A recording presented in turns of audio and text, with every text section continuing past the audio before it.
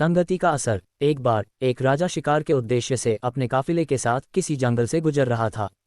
दूर दूर तक शिकार नजर नहीं आ रहा था। वे धीरे धीरे घनघोर जंगल में प्रवेश करते गए। अभी कुछ ही दूर गए थे कि उन्हें कुछ डाकुओं के छिपने की जगह दिखाई दी। जैसे ही वे उसके पास पहुंचे कि पास के पेड़ पर बैठा तोता बोल पड़ा, पकड़ो पकड़ो, एक राजा आ रहा है। इसके पास बहुत सारा सामान है। लूटो लूटो, जल्दी आओ जल्दी आओ। तोते की आवाज़ सुनकर सभी डाकू राजा की ओर दौड़ पड़े। डाकुओं को अपनी ओर आते देखकर राजा और उसके सैनिक दौड़कर भाग खड़े हुए। भागते भागते कोसों दूर निकल गए। सामने एक बड़ा सा पेड़ दिखाई दिया। कुछ देर सुस्ताने के लिए उस पेड़ के पास चले गए।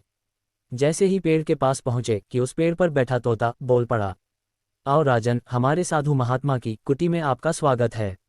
अंदर आइए, पानी पीजिए और विश्राम कर लीजिए। तोते की इस बात को सुनकर राजा हैरत में पड़ गया और सोचने लगा कि एक ही जाति के दो प्राणियों का व्यवहार इतना अलग अलग कैसे हो सकता है।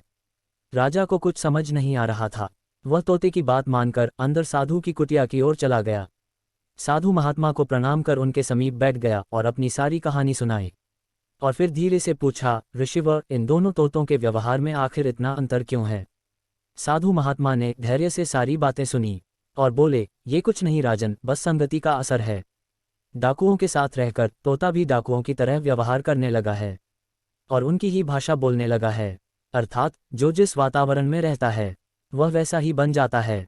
कहने का तात्पर्य यह है कि मूर्ख भी विद्वानों के साथ रहकर विद्वान बन जाता है, और अगर विद्वान भी मूर्खों के संगत में रहता है तो उसके अंदर भी मूर्खता आ ही जाती है।